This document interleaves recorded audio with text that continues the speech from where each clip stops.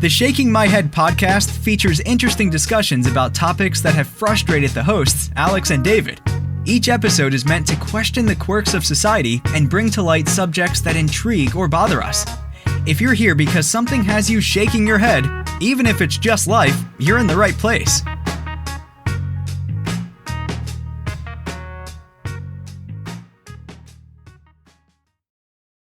Welcome to the SMH podcast. Today we have our special guest, Lynn, and we're talking about social conventions. Do we want to kind of like preview our topic for today? Sure. Sounds like you're going to take the lead, David. I mean, I don't know what you guys specific topics about social conventions. We have some ideas. Lynn, mainly male versus female social conventions like gender equality. Mm-hmm. Maybe what are your views on that? Do you still feel like there's a lot of work that still needs to be done with that? Any experiences in your day-to-day life that you feel?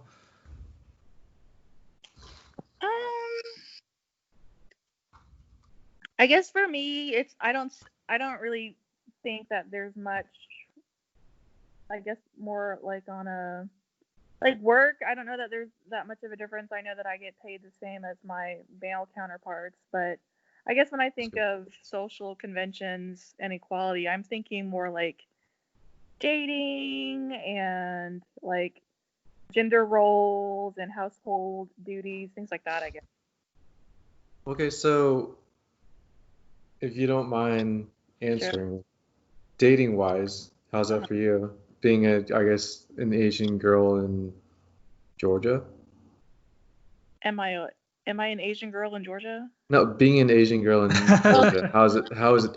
I mean, yes, we know you're an Asian girl. Yes.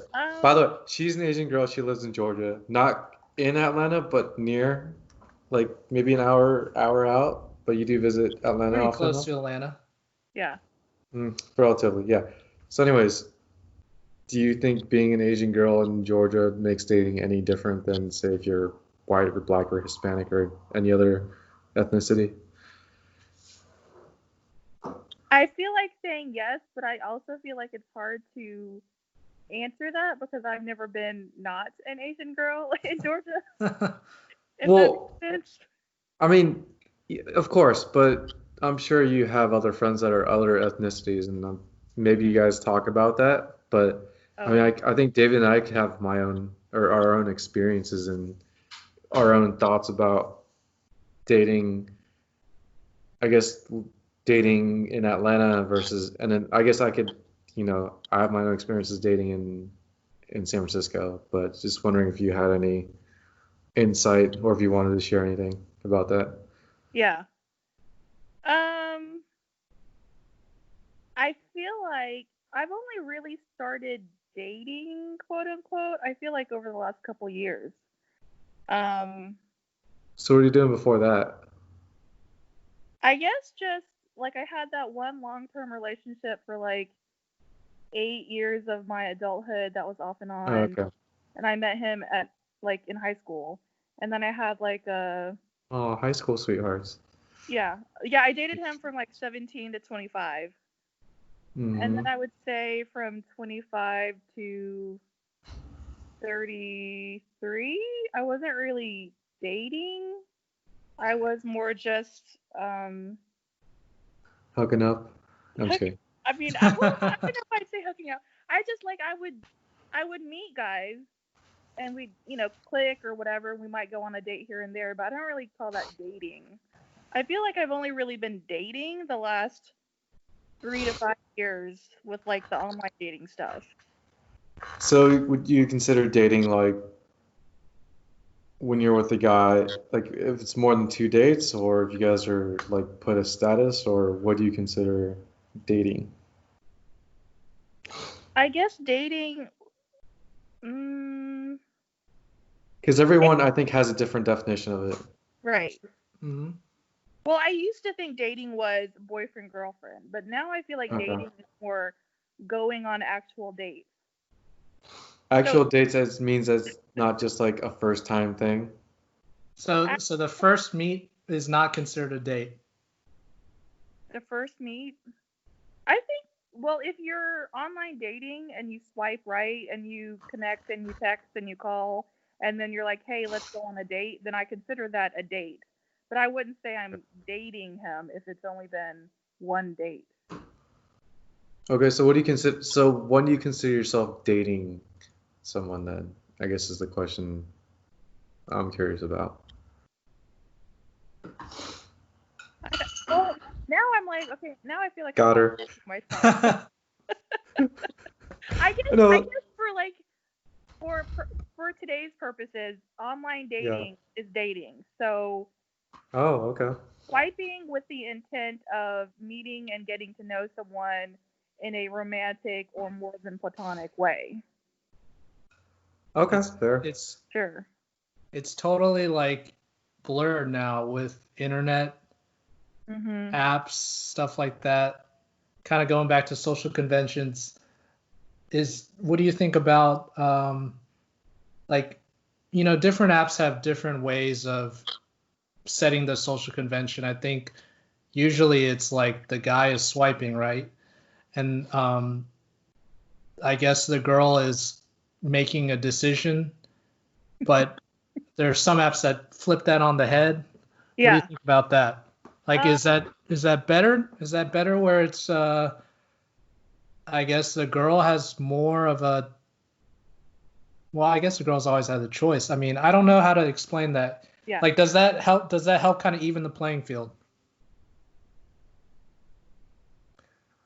Or does internet overall allow it to be more, like the dating process to be less like the traditional process where a guy would have to like go up to a girl and talk to her, whereas now it just kind of just blurs the lines. Anyone can just go up to anybody. Yeah. I feel like it's pretty even, but I mean, I still feel like the guy should, well, I guess that's where the should. I feel like the guy should be the one that's pursuing. But I did just recently download, I don't know if we're allowed to say like the names of things, but the yellow one. You can say it. Oh, okay. Bumble. Yeah, I just re-downloaded Bumble. So I mean, you swipe and then you have 24 hours for the girl to initiate conversation with the guy. And then I guess they have 24 hours. And then after you both talk to each other, you're free to talk as much as you want. But I just literally like today downloaded that. But prior to that, like 3 months ago, I downloaded OkCupid.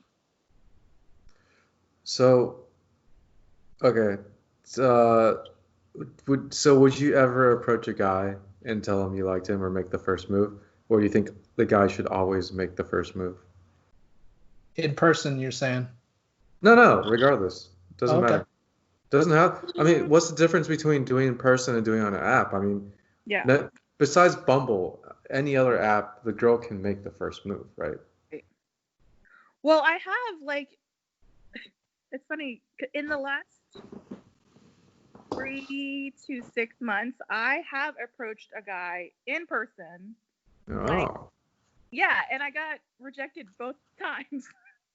Damn. Is this someone that you've already known or just someone like kind of like rando at a bar or some kind of social setting?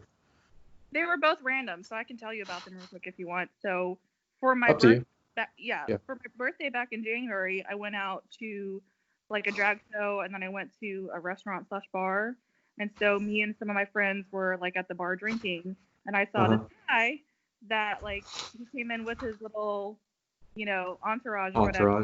Yeah, and I was like, oh, he's cute.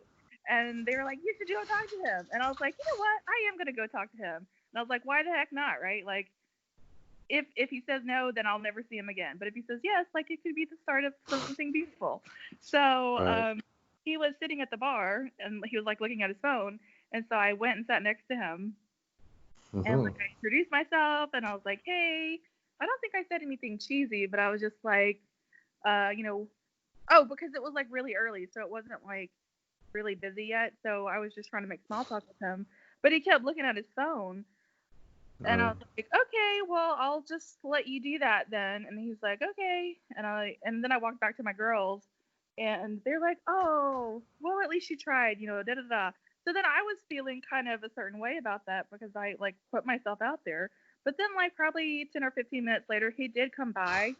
And I guess he kind of works as like a promoter for the club or something. And he was like, hey, sorry about that. I was just like literally trying to do some stuff with work. I didn't mean to be rude to you. Let me buy you guys a round of shots. So I was like, oh, okay. Nice. Yeah, so it was nice that he like acknowledged that he rejected me. And then we got like free drinks. And then the second time I put myself out there, it's actually sort of random because, you know, we've been on quarantine or self whatever. Yeah. And I don't know if you keep up with like Georgia news, but like back in April there were like a bunch of storms and stuff. And so I guess, you know, like roofers, they were like going door to door in my like townhouse community, and they're like, oh, hey, we noticed some shingles on your roof, blah, blah, blah, blah. We did like 4 houses down the street. And so if you'd like, we can hop up on your roof, give you a free estimate, blah, blah, blah. And I was like, okay. So then one of the guys I thought was Hop up on your roof. Okay. yeah, hop up my literal roof. So one of the guys I thought was really cute. Mm-hmm. He gave me his card, and so I I did look up on social media, and I saw that he was single. So I was like, oh, okay. So I was doing small talk with like his coworkers, and I was like, oh, what's up with your friend? And he's like, oh yeah, he's single. I was like, how old is he? And they're like, oh, I think he's like 28 or something. I was like, oh, well, I'm 36. So they're like, oh, well, that doesn't matter because the girl that he was dating previously was like 40 something. And I was like, oh, really? Damn. Okay. Dang. Yeah. So I was like, oh, okay, well, just you can let him know that I think he's cute. And well, he already had my number because I was like filling out some of the paperwork. But he never reached out in that, you know, romantic way. He did call about like getting me the roof because he like got my insurance involved and everything, but he wasn't like, hey, you know, we should grab coffee, blah blah blah. So I was like, okay, well. So I mean, I feel like I'm pretty proud of myself for putting myself out there, but at the same time, it doesn't really feel great to be like, yeah, you're not good enough, I don't like you. Okay. So. Sorry, am I getting loud? No. I guess what I'm saying is, okay. So first question is, do you still think that guys should usually be the ones to initiate, or you think that girls should or is okay to initiate with a guy first? Like, I think since we're talking about social conventions. If the girl lets the guy know that she's interested, then I think the guy from that point on, it should be mostly the guy that's trying to pursue. Please clarify that. Please clarify that. What do you mean? Well, I think I see what you're saying, but the thing is, that still puts things in the guy's court instead of like, if a girl really so usually it's like if a guy likes a girl, a guy will make the first move and tell the, you know, make a move on the girl.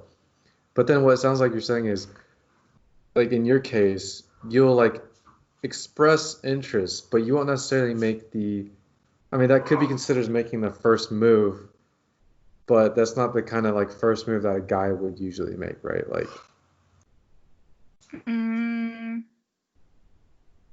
I think guys may misinterpret, or they may not catch on to what you're saying as is considered like a girl showing interest. Like, what is showing interest? Is it? I guess that's why dating is so hard, because It is. If Absolutely. I say to you, or well, I guess in the case of the last case, hey, I think your friend is cute. Let him know I'm interested. I don't know how much clearer that can get. But what if you just went up and talked to the guy you're interested in, instead of telling the guy's friend / coworker or whatever, like however he's related to the person you're interested, that you're interested, instead of just talking to the guy directly?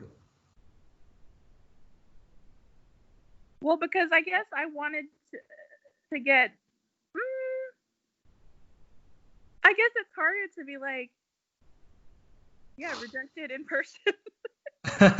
But I feel like that's what happens with guys a lot of the time. Like the guy's the one who's usually making the move, and they get rejected a lot. A lot. More, I think a lot more than a girl getting rejected. But I mean, to also play devil's advocate, I think I've heard of guys saying that when a girl makes a move, like some guys like the chase, and when a girl makes a move on the guy, then they just lose interest, or they think there's something wrong with the girl because she's making the move. Just to play devil's advocate. Mm-hmm. But anyway. Well, I don't want to get super philosophical. Mm-hmm. That's not the right word, but there's the egg, the one egg, and there's all the tiny millions of sperm. Right? Okay. So the sperm has to go to the egg. The I like egg this doesn't analogy. You know what I mean? Like the egg doesn't find the sperm find the egg. Well, I mean, also, it depends on how hospitable the environment is. There's a reason why there's so many million sperm and there's only one egg, I guess, too. If you want, I guess, I don't know. Yeah. But okay. Well, and I guess I think that, I mean, yeah, I guess it's traditional, if you will, like. It is which is part of social conventions, right? But we're in a totally different like world now. Everything is kind of, I feel like, thrown out the window. Mm-hmm. I don't know about Okay. that. I think it's still predominantly. I feel still guys are still kind of assumed to make the first move still, even if it's through like different means now, like with apps and stuff, or like the internet. But I still kind of feel like it's predominantly the social convention is still the same. Like the methods are different, but yeah, I mean, I agree. I think the social convention is that guys should be making the first move, but you also got Bumble, and then I don't know. I'm just curious. I guess the question is, should that social convention still hold, or should girls make the first move now that it's kind of different these days on how some social conventions, yeah. I feel like the first move, I feel like we're putting too much emphasis on the first move because I feel like, what am I trying to say? Okay, so Alex, you know the pseudo relationship I was sort of in, friends with benefits, whatever you want to call it, for the last couple of years, right? I feel like Sure. I was. Yes, I know. Well, yes, I've heard of yeah, that. we won't talk about names. But I was usually the one texting first, initiating invitation to come over, or initiating like times to hang out, or I felt like I was doing all the work. And so now that we'll have to catch up at some point. But now that I'm on the flip side where it's like, okay, I'm like super, super single, I want to be the one. What's the difference between single and super, super single? Anyways, continue. Yes, Corona.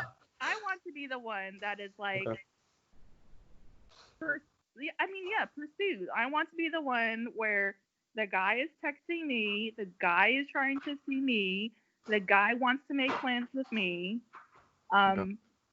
because I've not had that these last couple years. Gotcha. Mm.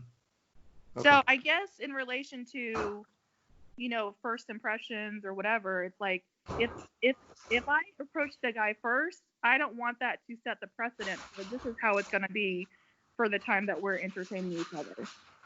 No, that's understandable. I mean, I don't think the girl should always be making or setting dates and stuff like that, but it's just, I think at least where I'm coming from is to get when it comes to interest between a guy and a girl, like, is this is a social convention, the normal social convention still where like the guy should be making the first move, or is it okay for girls to make the first move as well, and there not to be anything wrong with that? Yeah, I don't think there's anything wrong with it. I just think, Okay. I think that guys don't really get hints. Some guys are very oblivious. I mean, I'll admit I'm Yes. oblivious sometimes, for sure. And I think it does come down to the whole social convention thing, because we're just so used to male, like guys making the first move and all that. And then when a girl hints at a guy, then I don't know, maybe it's just how maybe guys are just dumb. Who knows? Guys, I don't think can get subtle hints very well, You have or to be very they direct, right? You have to be like straight up, like I like you. yeah Otherwise, you're like because making. right, because the guys are not used to that, and I think also with the social convention thing, they're thinking like I have to be the one who's doing the asking. So it's kind of weird if it's like, oh, I'm getting asked, or it's like if it's subtle, they don't understand because they don't think that's like an actual thing. So Well, then why don't you answer from the flip side then? Does that? yeah. So is what? Oh, just like is that appreciated, or does that, like when you guys say it's weird, is that not? Well, what do you like? So hold on, real quick. I'm saying the weird thing is, I think it depends on the guy. I've heard from guys saying it's weird, but also I was gonna say, David, have you had an experience where a girl has made like the first move or expressed interest for you, and how have you reacted to it? That's a good question. I think like in person, I don't think so. And then with apps, I don't even consider it really first moves, because I may get a message here and there from girls, but it's not like, I don't know, it doesn't feel like a move to me. Actually, any first message in the app doesn't feel like a move to me, even if I like send it or she sends it, because it's kind of like it takes away that uniqueness, I guess. So what's the first move for you then? If that you're saying if so, I if a don't girl know. messages you, Yeah, I don't know anymore with apps, like being in quarantine and all that. Like in person, I guess going up to the person is such a big commitment in my eyes that it constitutes that. But in an app's, like I'll get a message where it's like a girl will just say like hi, and that's it. So I don't even know like what to say about that.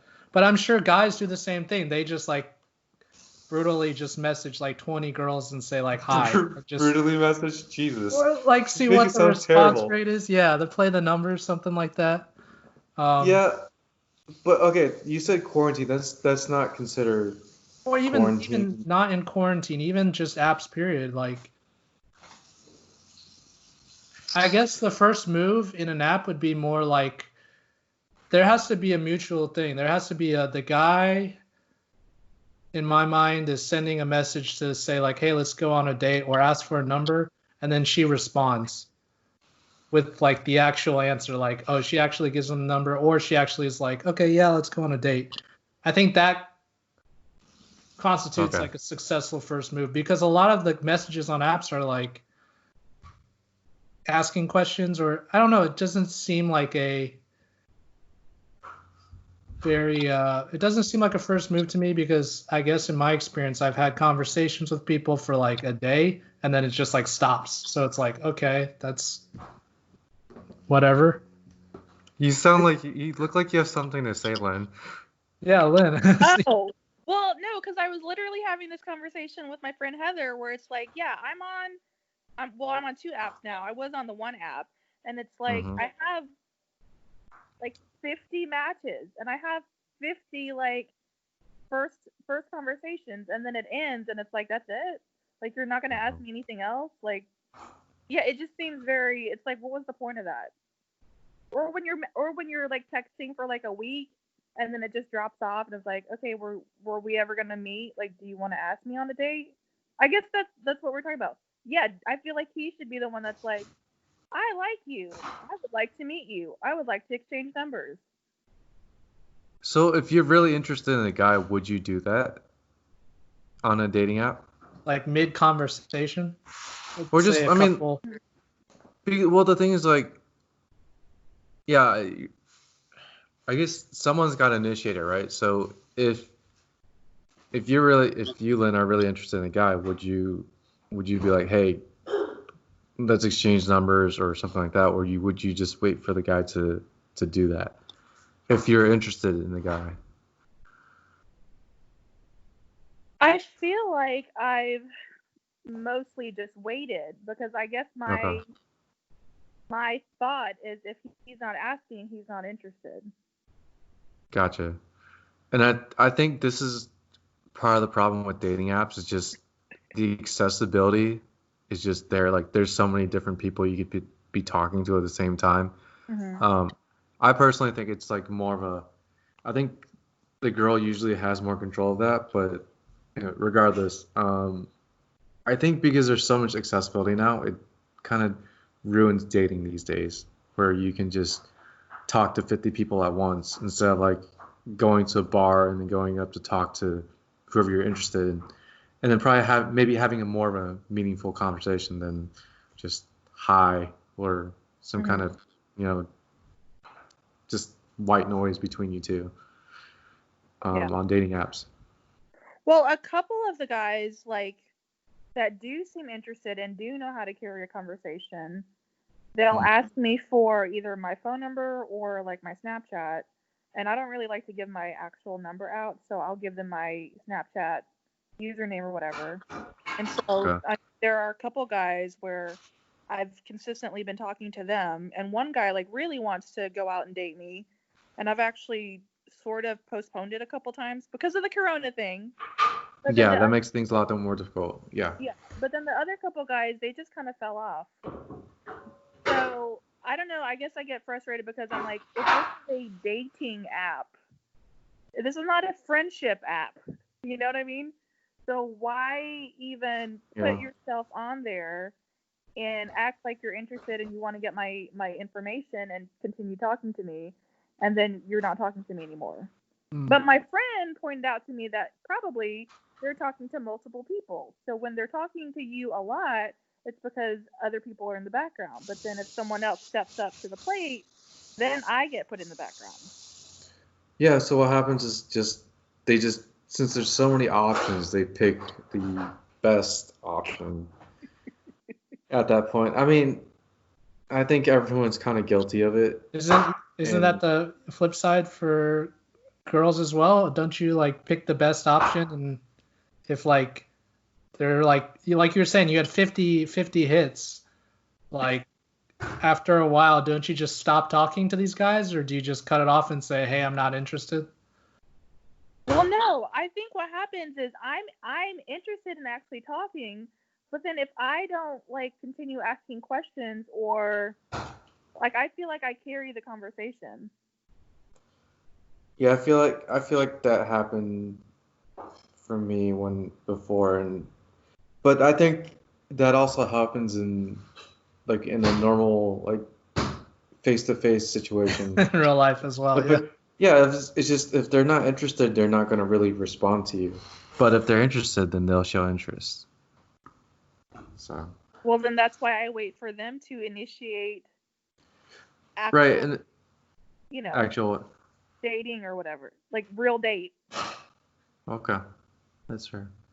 Okay. I I still think guys are kind of responsible for the initiation of like exchange of contact information or starting a date. You are very conservative, though. I am pretty conservative, but I still feel like that's kind of, it just kind of makes it more clean for me, I guess. Easy. Why clean? Or just like elaborate on clean. In terms of like, it's just like if I basically assume if I ask for her information, I'll be interested. But if I don't, like, I'm basically not. So basically, and my assumption is she just is waiting for me to do that. Okay. Yes, Just, you are correct. Like, that's the assumption, I guess, for all guys, is like, if she's not interested, she's not gonna ask.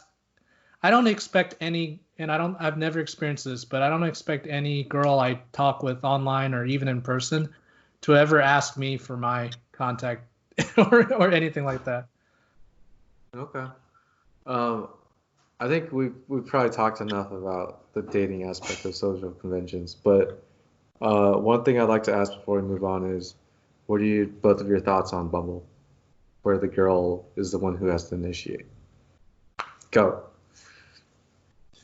Well, Lynn, I do go something first. really generic. I mean, I just do the simple thing, just because I know that timer is on me.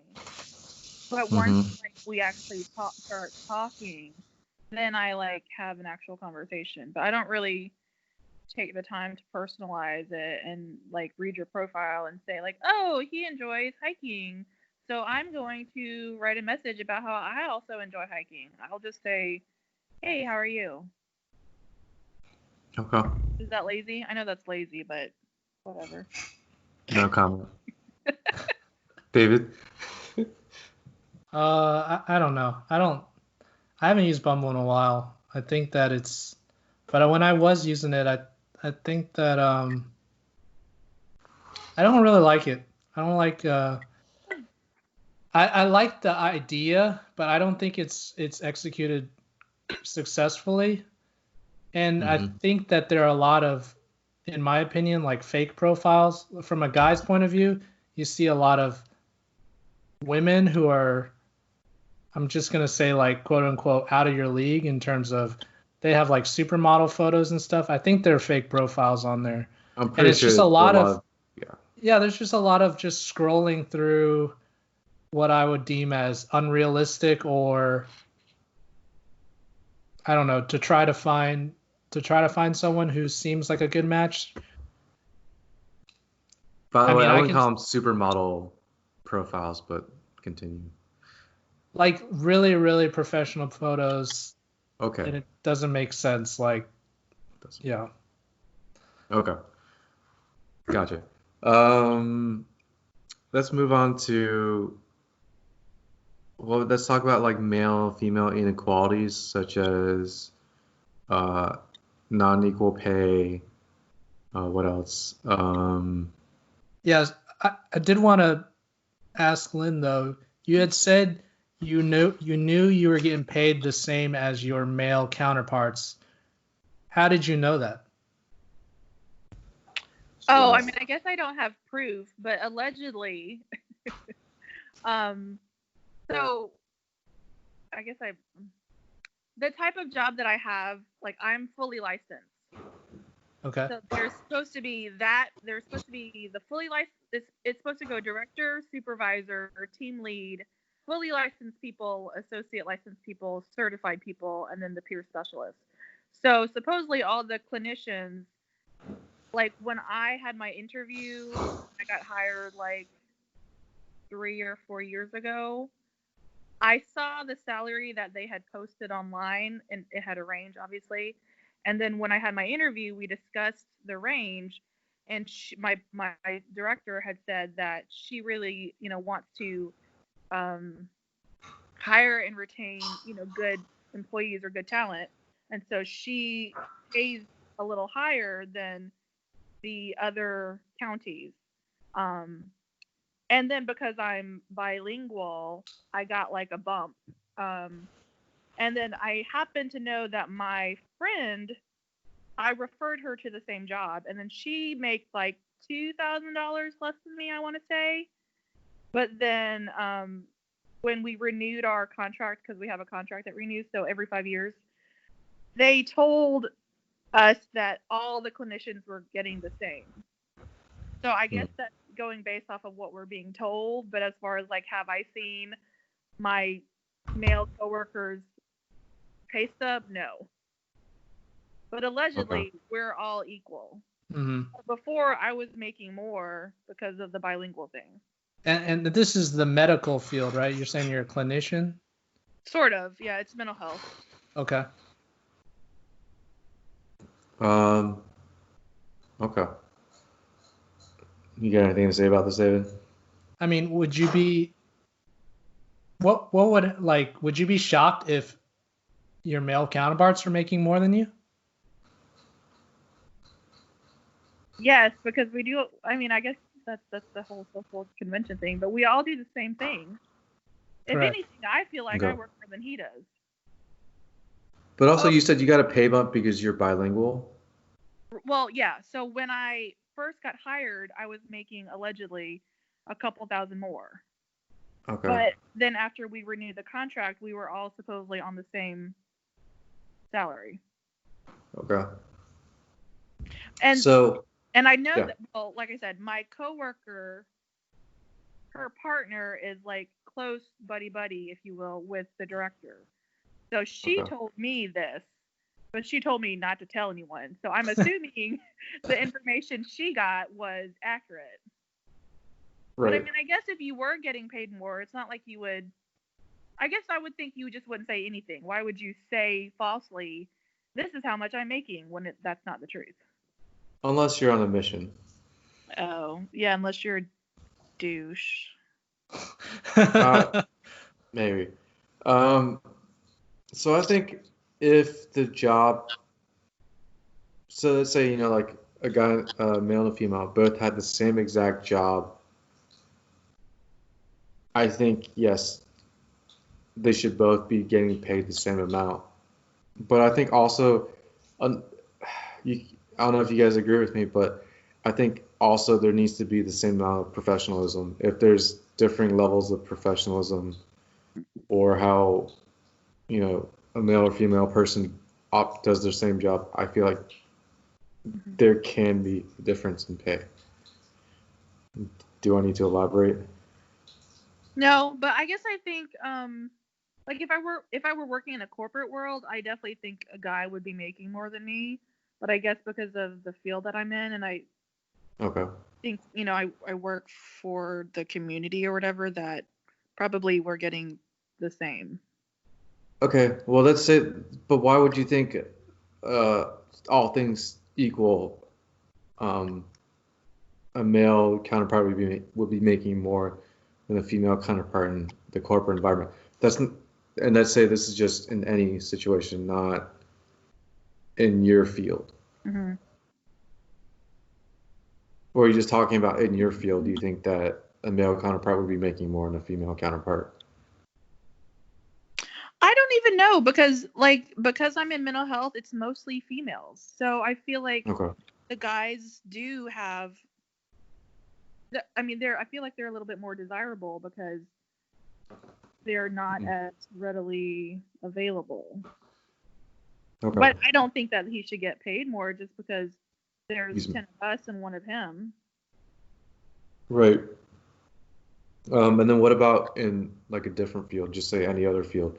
Do you think males are getting, or male counterparts are getting paid more than female counterparts overall? And why do you think so? David, you can chime in as well if you want. I feel like they do, but I feel like I don't know why. I guess I just feel like because that's what I've been hearing. Okay. So you think it's just social conventions, and that's just how it is, and it's kind of been for a while? Yeah, because isn't there like a statistic about like how much women make on the man's dollar? Yes. Yeah, I think so. Let me preface this by saying I don't think the world is fair.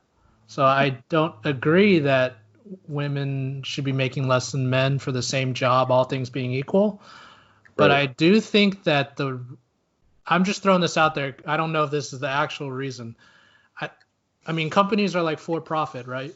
For profit businesses. And like if you're like working in, you see this when you're like working for insurance companies or you're like actuarial, like the cost per employee is different. Like employees with families cost more, right? Because they have to do the insurance coverage for the kids, right? Mm-hmm.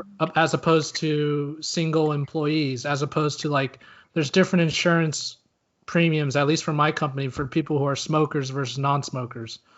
So for females, I can see justification for a company that's for profit to be like, okay, there's a possibility that the woman may have a baby, right? And so there's going to be maternity leave costs.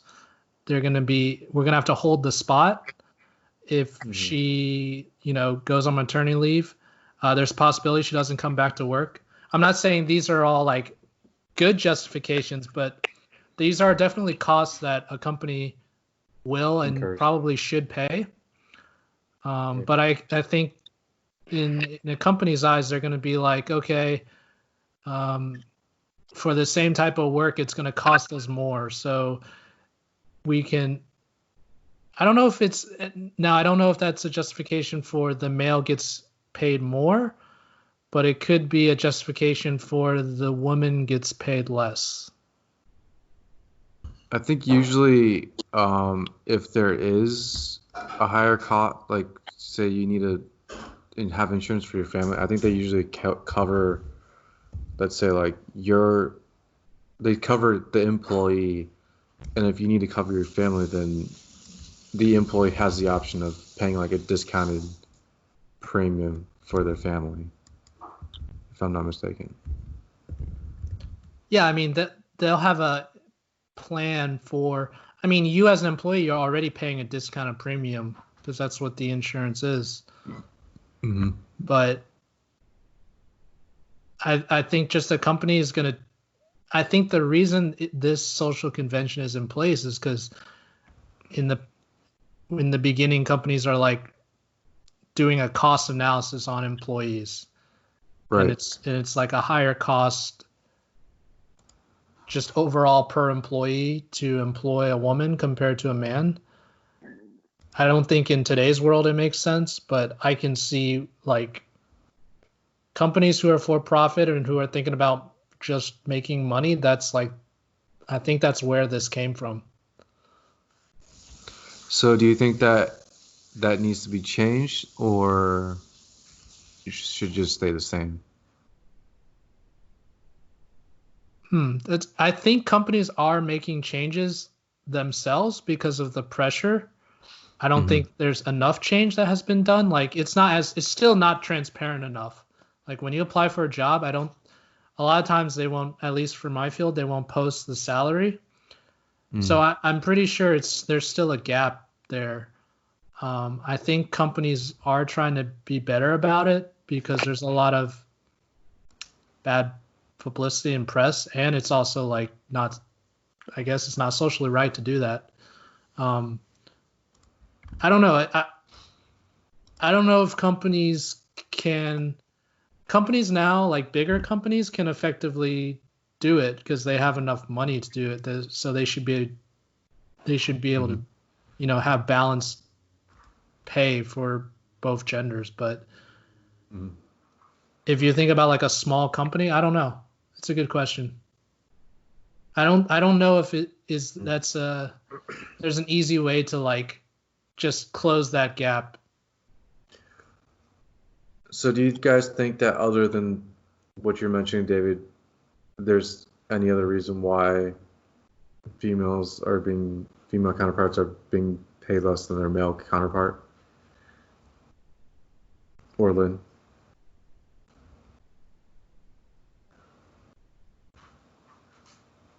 If not, we can move on. Well, no, I guess I'm just thinking, well, it's been that way for everything, right? Like women's right to vote, women's all that stuff. So I guess it's just part of the system.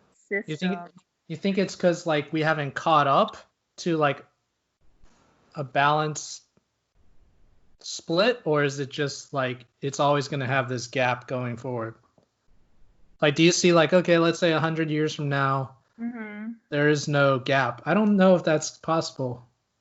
Well, to throw a wrench in this, there's also a difference in pay between races too. Yeah, I was just thinking that. So it's not necessarily just male versus female, which is a big thing. But I mean, even if you're talking about like, say like a white male, let's just talk about just males in general, like a white male versus a black male or Asian male or Hispanic male. usually a white male is going to get paid more here in America. And I think like what you guys are saying, that's just part of how society, it's part of social conventions. It's just, that's how it is, which doesn't mean that's not going to change in the future, but currently in 2020, that's just how it is. And it's in the correct direction where people are going to be treated more equally, but that's just the current reality. Yeah, I would say piggybacking off of that, like not so much race per se. Yes, I do agree that there is some gap between ethnicities, but at least in my company and maybe some more conservative traditional companies, or maybe I guess all companies overall, like at the higher levels, it's all just like who you know. It's your connections, like your buddies. If you want to be like a director or vice president in my company, it's like, yeah, they have external interviews, but basically they know who they want. And you'll see like our board, so like my company's officer group used to be all white males. And now there's a couple white females and one African American male and one now there's one African American male and one Asian female, but still the other like 15 are all white males. So it's just like it's slowly getting better, but I still feel like it is still largely dependent on connections. And it's almost, I don't want to say the fraternity system, but it is the system of when you get to these higher up levels, it's basically, are you friends with someone and like, do you have the right ethnicity? Are you like white male or something like that? But okay, so you're saying now that there are, not just white males in leadership, but let's talk about this set of people you have at work right now. How many of those people, like, do you think they're all getting paid the same amount? Like, considering like that you're saying the same level, different ethnicities, same job, or even sex.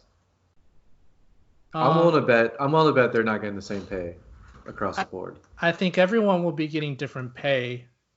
I think it's too complex now, but yes, I think if you did a poll of like everyone of this job across the United States, minorities would get paid less and females would be paid less than males. I think that's the sad reality of the world. The sad reality, yeah. Okay, I agree. Well, hopefully in the near future things will change, because ethnicity or sex should not dictate how much you get paid. If you can do the same, if you have the same performance job wise as, let's say, the white male, which is apparently the holy grail of whatever bullshit.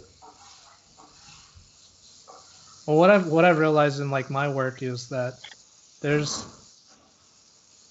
the realization I made is that the people like in high school who are like dumb or like don't work hard, they're the same people that you work with like when you get a job, because everyone's gonna have a job. Yeah. And people either they like fall up or they like get lucky, and so like we have people who are VPs who really shouldn't be VPs, who are really like terrible at making decisions, or they're like bad communicators. But it's just like you're either in the right place at the right time, or you have your connections or something like that. But yeah, these same people who are like not hardworking in, I don't know, high school are the same not hardworking people in the workplace, because of course they all have jobs. So it's just surprising. Like I think a lot of people get paid overpaid, and then a lot of people get underpaid. As a side note, from my experience, the more you know, the less you get paid. The more you can bullshit, the more you get paid. That's just my experience. So, anyway, not really social convention, but. Well, I was gonna say maybe somewhat related to that. I feel like if you're more attractive, maybe that could also play part. So good thing, very interesting that you brought that up because a lot of people in leadership are usually like tall white males. All hot So white. I can't tell you that. I'm not a guy, sorry. But tall white males usually, I think, is what it is. What else were we gonna talk about? Social conventions, otherwise. Talked about dating. Talked about workplace inequality. What about like the so one of the topics that we had was stay-at-home dads. Oh think, yeah, I think stay-at-home that's dads. growing. I don't know if is it still incumbent on the dad to work most of the time. I guess it's still overall is still the more common thing, right? Yeah, I'd say so. I think work at home or stay-at-home dads are still pretty small sample set, but I think that's partially due to social conventions, but also like I think a lot of guys feel like they'd be emasculated if they were to be a stay-at-home dad. I don't know if that's a part of social conventions or just them how they feel personally, like if that would affect them emotionally. But I personally like I wouldn't mind being a stay-at-home dad. I mean, I work at home all the time now, so what's the difference, right? If I'm a stay-at-home dad and I'm working, and I have to take care of the kids. It's like, yeah, I mean, I've got kids to deal with, but I'm already at home anyways. It sounds like you're ready to achieve that goal. I'm not saying I'm ready to achieve that goal, but I'm just saying, like, if I was to be a stay-at-home dad, I mean, how much would that change my current workflow right now? I think it would change a lot. I don't think having a kid Distractions? I don't think having a kid at home is just nothing, like an extra project. I'm not saying it's an extra project or whatever, but Just because I you're don't at have home, this. just because I you're don't at have. home doesn't make it like better. I'm not saying it makes it, but it's just like it's not. It's less of a transition for me than if I was to be working a 40-hour week job all the time and then suddenly go to being a stay-at-home dad. I'm already working at home anyways, so. But isn't that what women go through? They work in a 40-hour job and then they have to stay at home. Yeah, but I'm saying I'm already staying at home. So for me, it's not. I feel like it's. I'm not saying it's not a big transition, but it's less of a transition for me personally. Okay. I'm not saying I don't know what's going to be like, but I mean, let's say like my female counterpart or whatever. If she has to work 40 hours a week, I'm already working at home anyways. Then I might as well just be a stay-at-home dad. Because there'd be no reason. Because I'm still working right now. I still work, and I'm already at home. Versus having female counterpart having a transition to not working and then staying at home and then I don't know. Unless I'm missing something here. No, I think the point is that, I mean, just because you stay at home doesn't mean it's. Yeah, I get what you mean. Like the transition And I is know what you're easier. saying. I'm not saying just because I stay at home but I'm saying like I feel like I'd be okay with that. Just Sure. because I'm already saying, and like I don't know what's going. I have a feeling I know it's going to be like, but until you have a kid, you don't know what it's like. So I'm just saying for me, I think I could probably get used to it. But I think I'm an exception. But let's go back to this is terrible. Let's go back to the whole social convention thing. Stay-at-home dads, generally speaking. What I was saying is, I think it for some men it might feel like they're being emasculated, which is why they might not want to do it. But other than that, I mean, what are you guys' thoughts on stay-at-home dad? Uh, Go ahead. I mean, I think it's fine. I don't have. Would you do it? I would do it. I mean, it would have to be a decision like me and my spouse would make. Like, I'm assuming okay, let's say like the situation is she's had the baby, right? And now we can both go back to work. So the question, I think we'll make a decision of who goes back. If we're going to have a stay-at-home like parent for a while, then we just have to make a mutual decision who's going to go back to work. Like if it's her that goes back to work, then that's fine. Like I'll be a stay-at-home dad. I want to say like I don't like being a permanent stay-at-home dad or having a permanent stay-at-home mom. I think like a relationship should be like, if you want to work, then we find a way. So if like eventually the kid has to be like have babysitters or something like that, where both parents are working, I think it's fine. Like as long as both parents agree on who's working and who's not, I think that's better than like just deciding, okay, the dad has to stay at home. So your definition of stay at home is just for the time period that a kid needs to be at home until they can be sent to daycare, have a babysitter. Yeah, I mean, I don't think like either parent who's staying at home should be there for like till the kid is through. I don't know. See, I don't know. I don't have kids, but maybe like through high none school, of us do. Like after high school, or maybe even before that, maybe even by middle school, you can say both parents are working and the kid just comes home after school and then the parents come home. Because that's like how my parents did it. Is when I was in middle school, both my parents worked and I would just come home after school. Like there wasn't a stay-at-home parent for a long time. And I think it's more just like they thought it'd be better to have two incomes. But I mean, even if I was in the position and we had to say like, okay, we prefer to have a parent at home as opposed to like a babysitter, then that's just like a mutual decision. We have to decide who's going to stay at home. I don't know. Like what is your opinion? Mine? Yeah, sure. I don't know any stay-at-home dads, but I have one friend that briefly considered that because they had two kids sort of back to back, and I guess childcare would have been an issue, like relying on grandparents or whatever.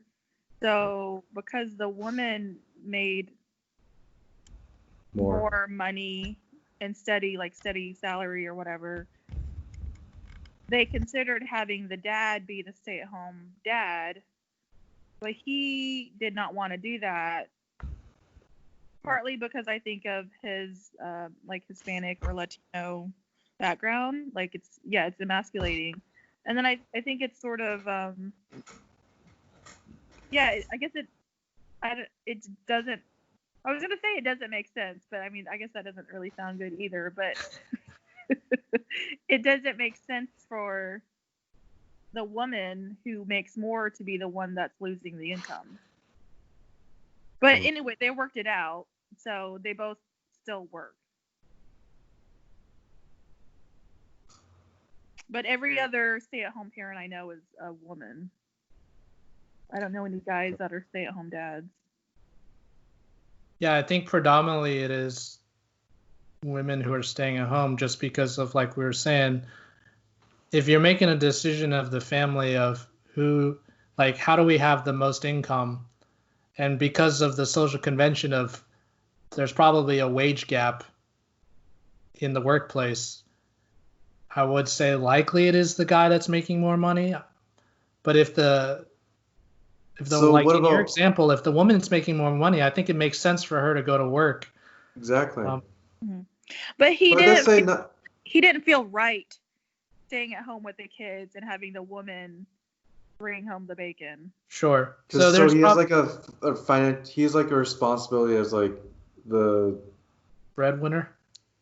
Not breadwinner, but like as like the household.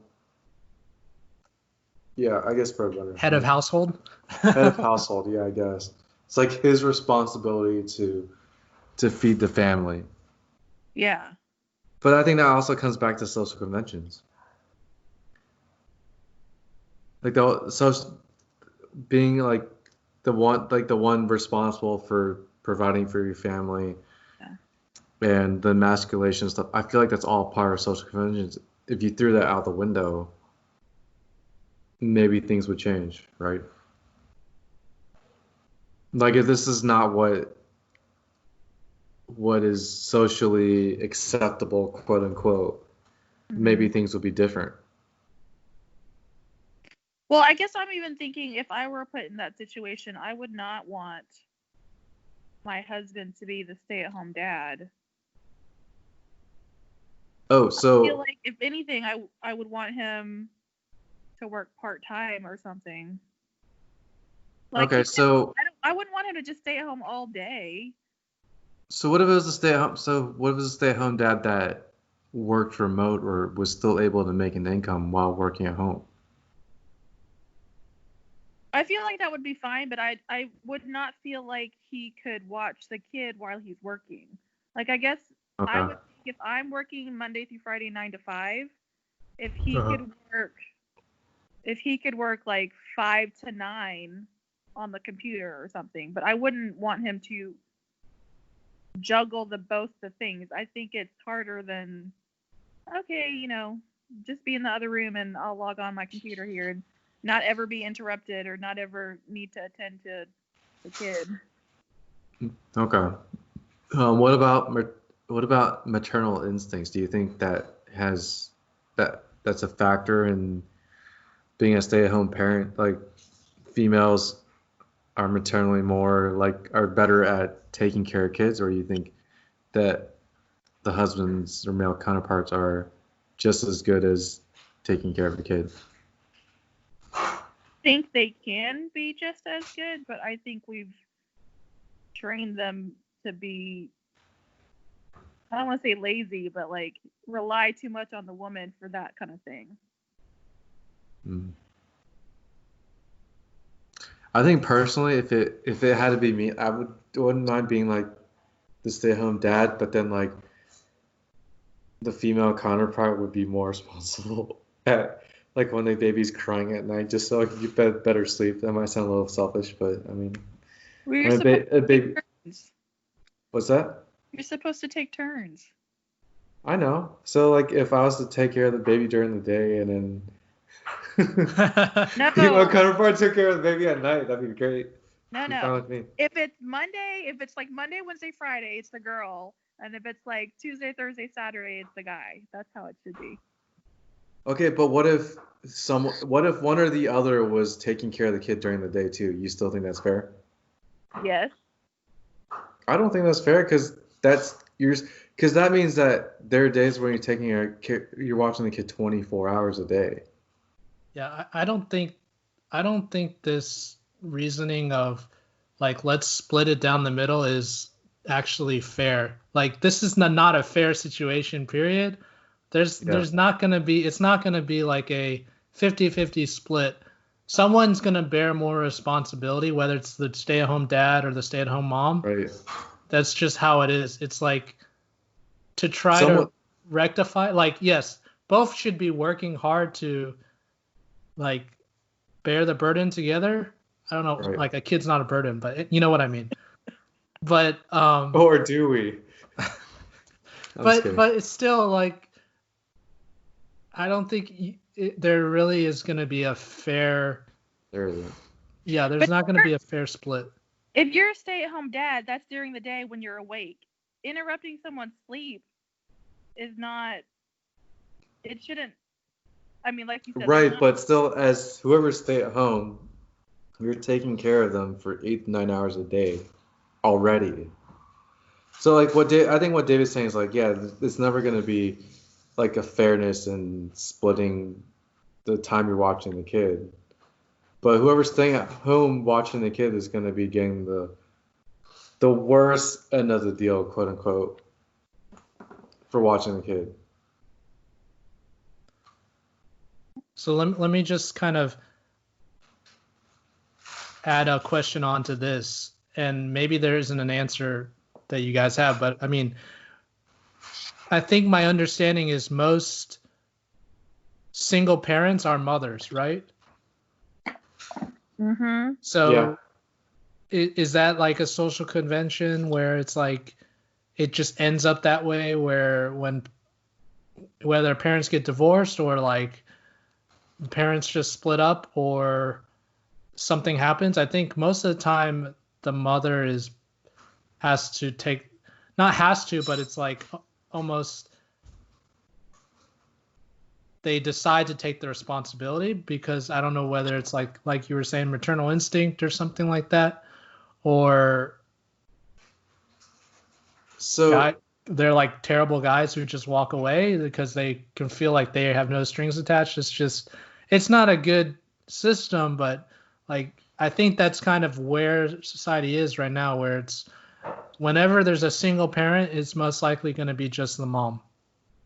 So to tack onto that, does this come down to what society thinks is, like the mother knows best and it's best for the kid to be with the mother, and usually if it comes down to custody battle, the mother's more likely to win. But also, let's do a role reversal where, let's say the the guy takes care of the kid. Do they get child support, or does only the mother get child support? I believe the single parent should get child support, but I don't know if that's Right. 100% true. I think, well, I don't know how it works, but let's say like generally speaking, it's usually the mother that's the single mother, right? Mhm. What if the father was the single parent? Does he also get child support as well from the mother? He should. I would say yes. I would say he should, but I just don't know if that's actually what happens or not. Because with this whole social convention thing, I feel like Lynn has something to say about it. I feel this whole social convention thing, it's usually the mother who's the single mother and who gets the child support. But I don't, like, maybe this would be something definitely to look up. But what if you're the father of the single parent and you care more about the kid than the mother in this situation, in whatever situation? Do you get the child support and all the other stuff too? I don't. Okay, I know a lot of single moms because most of my friends are girls, and Mm-hmm. they have, I guess, exes or baby daddies that are not really that great. So even though Okay. you supposedly have child support on paper, that doesn't mean you're actually getting it. Oh yeah, I totally agree. Yeah, for sure. But I think in the instances that I've heard of, like friend of a friend, where the guy has the majority of the kid, it's because the mom, for whatever reason, is not fit. So I would think that Yeah. she's probably not making money like that to be giving. Like there's a reason that the kids are with the dad. Yeah, I mean, it could be that the fact that financially they're not able to take care of the kid. It could just be that they're just not fit as a mother to take care of the kid either. So, I mean, there's varying reasons, and I don't know why. Maybe there is a reason why there's more female, like, mothers that are usually the single parent than the fathers. I mean, guys are pieces of shit in some cases. But I can definitely see where there's guys that are the better parents for some reason or another. Because it comes back to these social conventions, it seems like, like guys are always cheating on girls, and it's always the guys that are fucking shit up. But which may be, like, for the most part true, but I'm willing to bet there's other situations where, I mean, I've even heard where, like the father has to go away from the family to make ends meet. And then because he's not romantically there, the wife cheats on someone else and they get a divorce. And even though he's the one providing for the family, and he ends up getting shafted. But I mean, this is probably a smaller subset. But I feel like I'm just playing devil's advocate.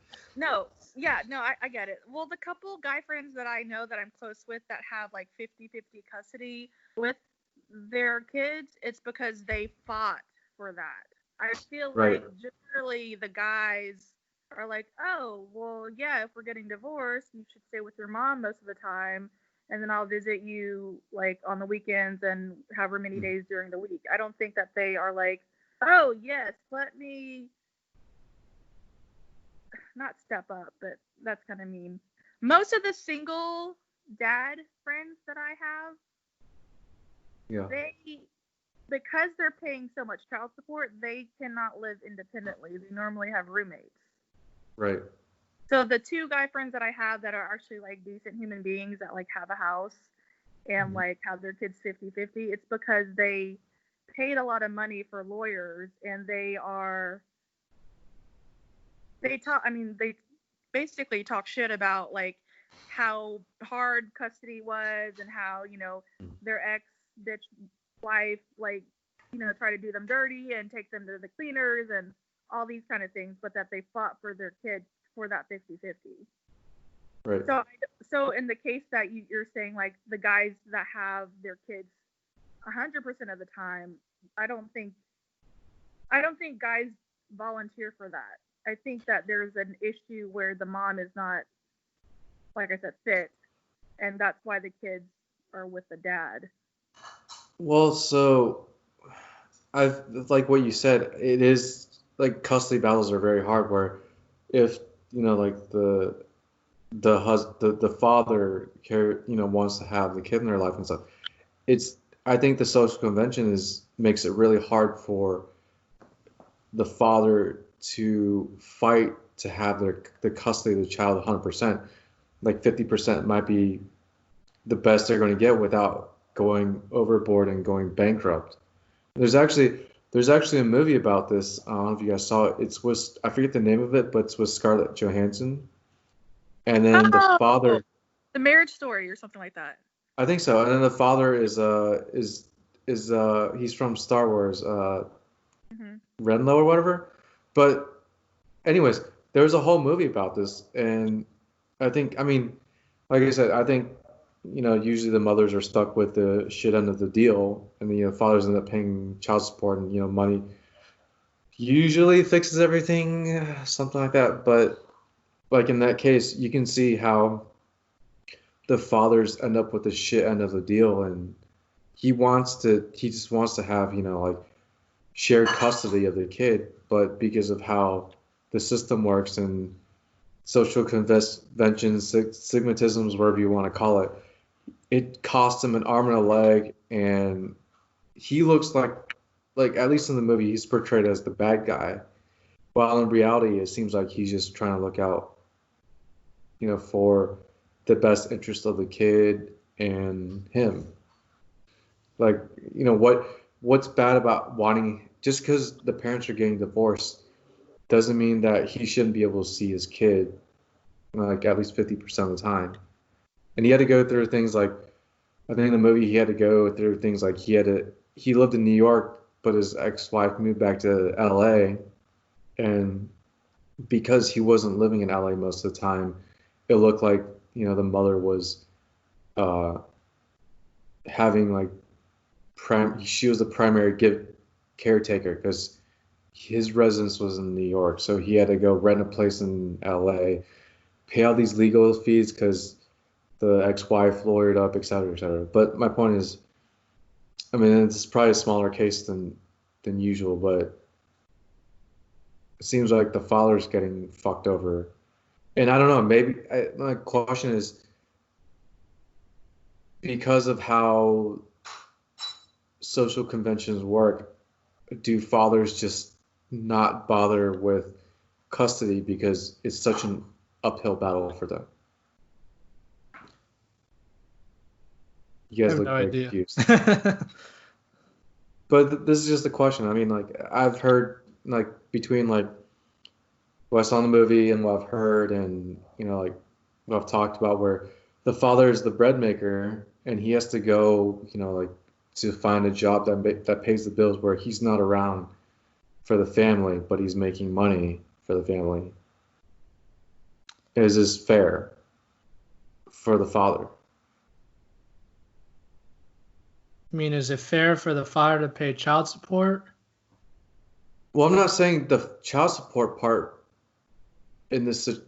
Well, if the mother has 100% custody, yeah, sure, child support's fair. But if the father wants to have, let's say, 50% custody of the kid, but he has to pay an arm and a leg on top of child support or something like that, is that fair to the father? He wants to be part of the child's life, but at what cost?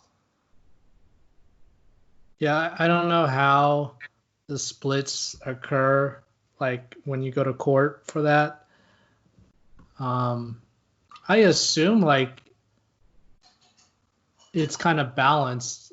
Like you're paying I would child support, but disagree. you're not the prime. If you're not the primary caregiver, like there's a lot of times that you won't be there for like some rough patches.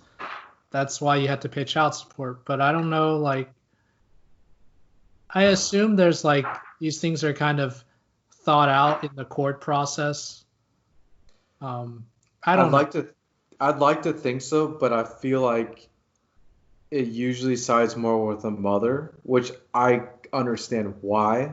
But in the situation where like the father is actually trying to do good, I feel like it's actually against him. But like I Again, said, I I think don't it's know exactly how it works, so I can't say much. But this is just something I want to bring up. I would say like it should side more with whoever ends up having the child like most of the time, even though there's like a 50-50 split, whoever's living with whichever parent the most, they probably should get a little bit more. But I don't think I there's agree. like there's not a fair way because even like dollar value of child support, what actually is the cost of like parenting? Like how do you put a Right. dollar value on that? So legally, that's like a difficult issue to It even is. say. But And no, I I just agree. and I just thought of something. I don't know, like, what's your opinion on this, Lynn? Um, what do you think about prenups? Like, I, Oh, that's a I if good a think guy question. asks if a guy asks you to That's a sign a really good prenup, question. like, what is your opinion on that? I think prenups are for rich people. I think the average person doesn't need a prenup. Why? Okay, so let's put it Why this doesn't way. the average If person not need a prenup?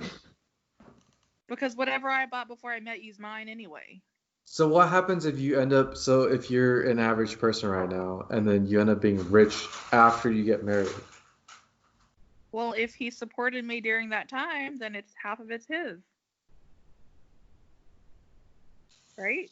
But you technically become a rich person after you get married. So what, I think so, Alex's example is like this: like you're average now, like whatever your situation, then you become like a millionaire yourself. You start your own company. He's a stay-at-home dad, and then, and then, God uh, damn. Wow, David, and then you wow. guys do that like you guys split. Like, does he get half? Yeah, for all the work that you've put in, you're into your business or whatever it is to get you to that point. I Just because that he's stuck around with you, does that mean that he gets half of your money, even though you put all that money and all the effort and time into what got you to that point? I mean, I feel like I want to say yes, but I feel like that's the wrong answer. There's no There's wrong no wrong answer. answer. I We're mean, just curious to see what you have to. I mean, I know these are all hypotheticals, but Yeah. that's the whole point of it. It's just like, what happens if you end up, like you're saying, yeah, it's only for rich people, but if you are an average person, you make a shit ton of money. Let's make this astronomical. Let's say you make like, you have $50 million in assets after you get married, and then he's like, I want a divorce. Do you think he's entitled to that $25 million? Or do you think you should get like a portion of it? And on top of that, joint banking accounts or individual banking accounts? Oh, I have an answer to that one, but let me answer the first question. I guess I feel like, yeah, when you get married, you intend to be together forever. And Yes. if I end up being rich later and we divorce, then yes, I think half should be his. Because even on the flip side, if it were reversed and he got rich and we got divorced, half of his stuff is my stuff. But so you don't feel like you're being used at that point? Well, it's not like I went in thinking, oh, he's gonna make a lot of money off of this thing, so let me hook him and like pop some babies out, and then after he gets rich, I'm gonna divorce him. Like if you love each other. And Well, So if he I've asked you heard. to sign a prenup, you would be offended or you wouldn't? if he asked me to sign a prenup as an average Joe, I would Yes. sign it. I would probably sign it, but I would feel like you're hiding something that you have. Would that affect your marriage though?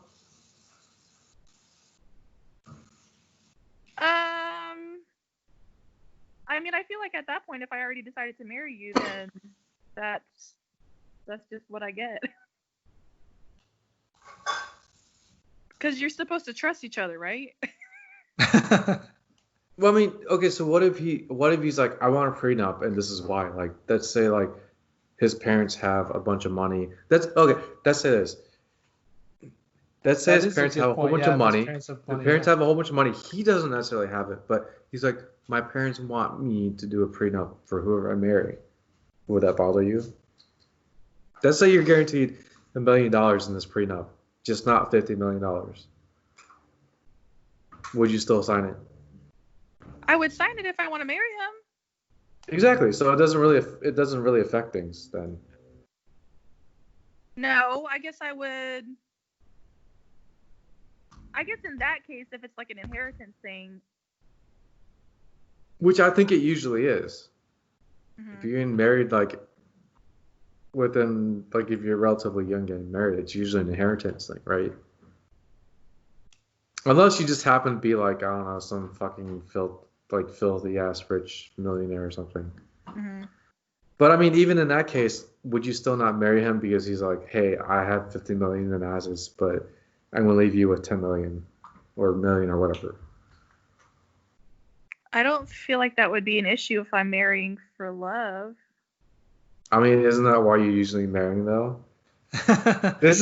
So that's the whole thing is what I was trying to get at earlier is if you make a whole bunch of money, right, and he finds out and he just wants to leave you and he falls in love with someone else, like he's kind of shallow, right? He's kind of shallow and he's like, I'm going to take this 25 million. I fell in love with someone else. I'm just going to leave you, even though we have kids or something.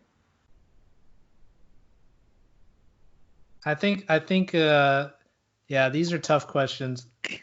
Because it's very circumstantial, I think, is why. Yeah, like you have to be put on that spot to kind of like answer this. I've talked with Alex about this before too, and it's my opinion is also I would not. Yeah, just want lump to me sign in a with prenup. your shit. Yeah, my opinion is also the same. I think that you don't know what the future is, but you should. Right now is like if you're gonna marry someone, that's an important decision, and like you said, Lynn, it should be for love and it should be forever. So it should be, but not everyone's like that, unfortunately. Yeah, at some point you have to take risk and like you make jumps. Like when you marry someone, you're making a jump, and if you don't know that person well enough, then that's like your fault. Like if this person turns out to be a douchebag later on, or like cheats on you later on, both ways, like for both spouses, it could happen. So you have to, it's an important decision in your life. Probably like you're not going to make a lot of them. But that's not really the case today. A lot of people like get divorced, but still,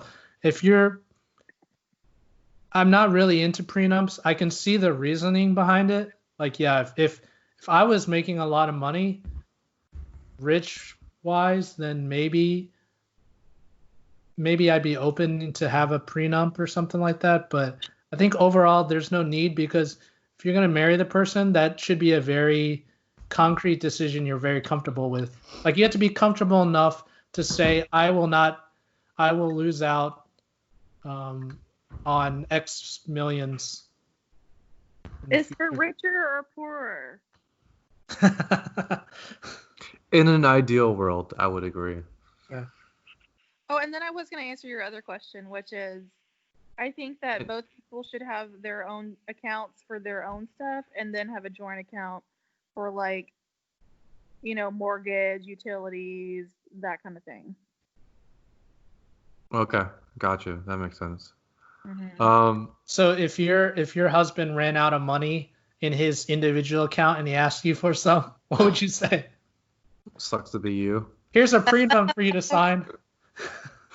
Well, I guess I would wonder what I guess we would have a discussion about where his money went. And then I guess if he needed some money, well, I guess at that point, The slippery slope, Lynn. oh. No? So you're saying you're okay with not knowing where his money, because in that case you wouldn't even know, like, where the money is going into, right? Because presumably, like, okay, you guys get your paychecks, a portion you're both contributing to this joint account, the rest is your individual, but you don't know how much is in the other person's account. Oh, I mean, I guess I would assume I would know the basic stuff, like probably have like a username and password, but not like access the money, but know what's in the account, maybe. Mm-hmm. Okay. Hmm. You don't like that, Alex? Not feeling it. Well, I because feel like that's because I think that just comes down to a trust issue at that point. Yeah, is that a trust issue now? You're talking to me? Either of you. I mean, Alex, can you, like, you wouldn't want to do that because it would feel like the person doesn't trust you? Yeah, I think you shouldn't have. Okay, so maybe exchanging that would be for in case of emergencies. Oh, yeah. But So you should be able to trust each other on what you guys are, like, how you supposed each other. Like, I think you should also each know how, like, individually how you handle finances and stuff. Okay.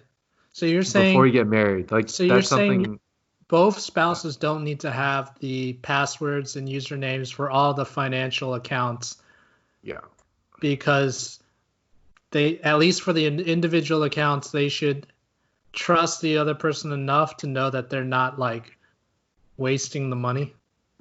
Yeah, because if you have individual accounts, I mean, that you can do whatever you want with your money, as long as you don't end up putting, the other person in debt.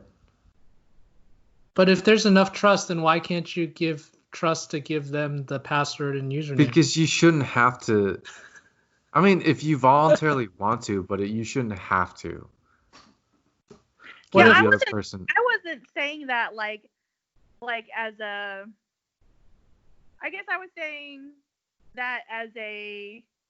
Well, just like, okay, well, this is related but unrelated. Does your girlfriend have your passcode to your phone? Yeah, but not because of trust. Yeah. For So I feel like emergencies, is that why? No, it's just because one day, I think she's trying to use my phone, and I was like, "Here's the password." Yeah. Well, like, I don't want to know the bank account information because I want to check it daily. I guess I'm just thinking, if you're telling me you don't have the money and you need me to give you money, why is that? So then I think maybe I should have it. But I guess I wouldn't necessarily require it. Like, okay, now we're married, give me all your passwords. Mm. Are you saying? Okay. I don't know.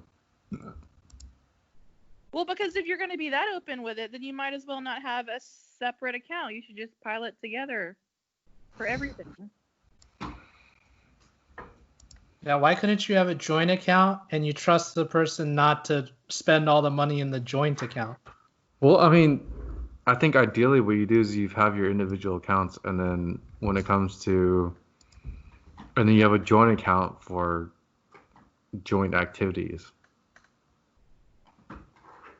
Like Aren't Lynn all was the saying. activities joint?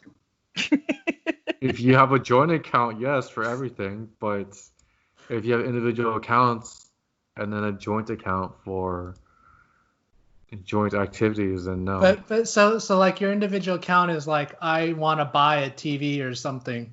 I don't have to ask my spouse because it's an individual account. Sure. Well, I think if it's over a certain dollar amount, you should be having a conversation with each other. Yeah, I agree with that. That's fair. But I mean, I think if it ends up being an individual account and you want to do, I don't know. Ultimately, if you want to do whatever you want to do, then it's your account. Now, if you're taking money out of a joint account, then you should talk about it if it's over a certain amount. To wrap up, let's talk about something that doesn't have to do with social conventions and male and female. So just talk about social convention in general. Millennials. What do you guys agree with what people socially like with social conventions and what people think about millennials, or do you kind of disagree with the association with millennials and what's social convention? Remind me again what they think, that we all eat avocado toast? Avocado toast. Our baby boomer parents weren't around for us, so we need apps to allow us to be social, I guess. What else? We're flaky as millennials. You guys got anything else? Are we considered millennials? We are. All three of us are considered millennials. Unless you're like 39 or 40 years old right now, you're a millennial. Unless you're younger than 30, 29 maybe, you're considered millennial. So under 30 is not millennial? Gen Z. Gen Z, okay. Like my sister was born in 92 and I think she's considered Gen Z. Okay. So basically if my sister is not Gen Z, within a few years, actually she might be a millennial too. It might be like 25 or younger. I think it's Gen Z. Now that we're talking about it. So basically, if you're between, let's just say that to be on the safe side of things, if you're between like 28 and 29 and 39 or 40, you're basically considered a millennial. So if you're in your 30s, is what you're saying. Basically, if you're in your 30s, yeah, then you're considered. Yeah. That was hard math. So hard. Okay, yeah. So if you're in your 30s, you're basically considered a millennial. Do you guys agree with what people associate with millennials, or do you think they're being a little ridiculous about it? I think millennials don't care what other people think. I think some millennials do. And also, there's also things like, it seems like millennials also have other, like a lot of issues such as like anxiety, depression, stuff like that. I don't think a lot of this necessarily has to do with just millennials. I think some people like to just blame a lot of the societal issues on millennials, even though it's just really issues with human society. I think we're just more vocal about it. You think Like, millennials are more vocal? Okay. Yeah. So In what ways? Well, like when you're talking about the mental health stuff, like I feel like the older generations are like, well, that's just life, toughen up and deal with it. Whereas I feel like we are like, oh, okay, this is like a recurring issue. Maybe I should seek treatment for this, or maybe I should do some guided imagery and meditation and yoga. Like I feel like we're more aware and insightful about the problem, and so we want to fix it. Okay. But back to what people, okay, so let's say we're more vocal about it, but people are or just people in the society in general is just saying, oh, these are all problems with millennials. Do you agree with that? So because I feel like every generation thinks poorly of the next generation. generations. I guess I don't know if it's just because we're millennials, but I feel like a lot of quote unquote issues or problems are just being pinned on millennials. Even though it may be that we're being more vocal or more aware of things. I don't think I think these are just problems with humans in general, not necessarily a millennial thing. Mm. Would you guys disagree with that?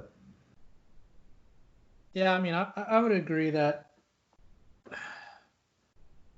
there's a lot of blaming going on. I don't know if like literally it's a millennials only problem, but like we lived in an age where social media like grew. All the people who created social media were millennials. Like technology made a lot of strides, so we're more used to using technology. um, I think people are more outgoing, like they go out more in our generation. So Well, I feel like a lot of people say that millennials are introverts and socially awkward and don't know how to go out and have to rely on apps to for their social needs. I don't know if you guys have heard this, but I feel like that's been mentioned before. that's, Mm, I mean, I would that's, say, good.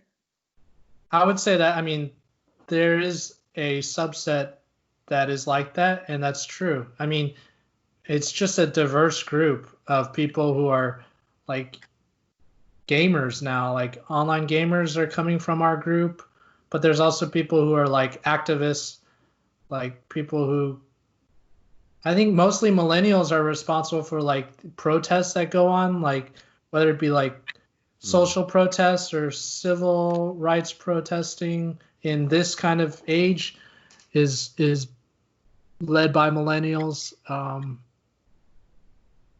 Yeah, I mean it's a diverse group.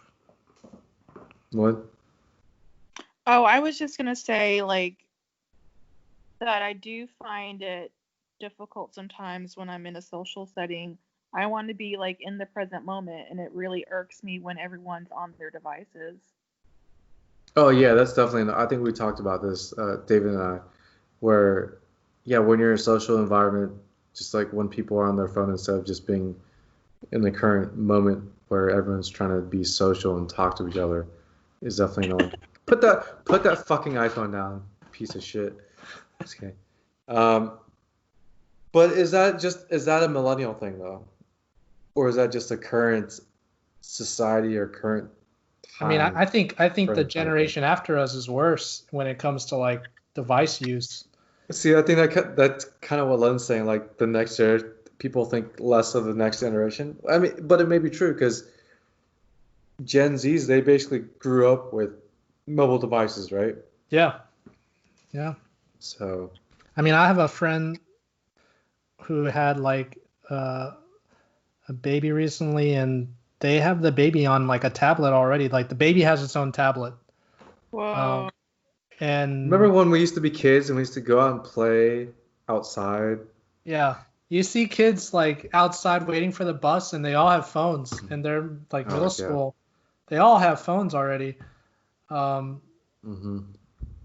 I do it's feel like as you're saying that, it makes us sound so old. Like, oh, back in my day, we didn't have devices and we just played outside. I mean, but it is kind of true though. I mean, when we were younger, we used to actually go outside and play because we didn't have this technology Mhm. back then. And I think another thing I want to say is I feel like because we're millennials, we're kind of in like the time period we're in was part of the whole transitional period of all this. Because before us, no one had that kind of technology. We kind of were in the middle of when this technology kind of came into play and when social media kind of started being part of our lives.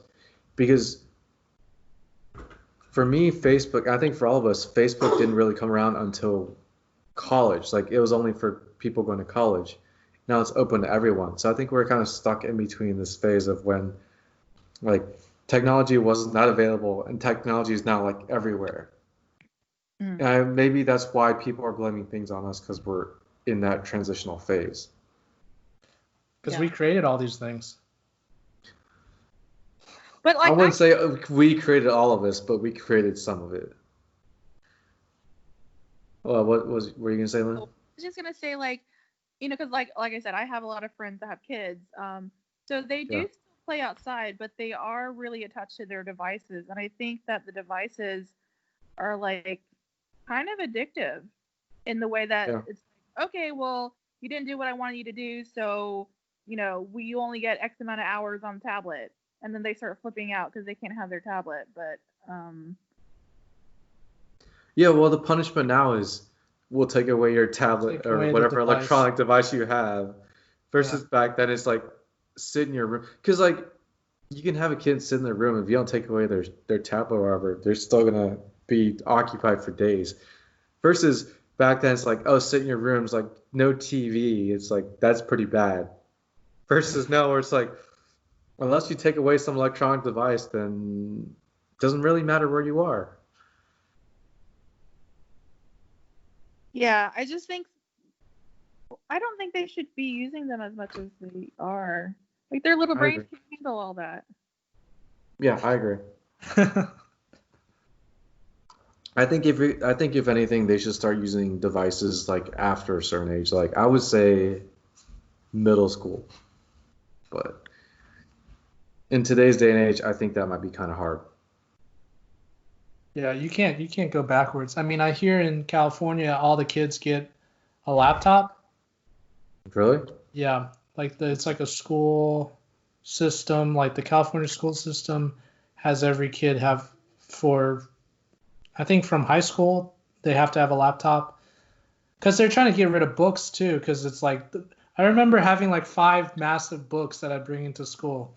I think it makes sense, but it's also like the amount of screen time per kid is a lot now. It's also ridiculous how you pay the same amount for a digital copy versus a hard copy. Yeah. And I remember, and this was like before. So in college, I didn't really use the library that much to actually use books. I would go to like use the computer or like study in the library, but I wouldn't actually have a need to take a book out to reference it for like a report or something. I would just go online.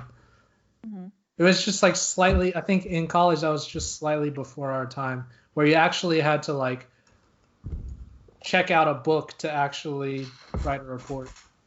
Yeah, I mean, luckily, when we were in college, we could usually just look stuff up instead of having to go to a library.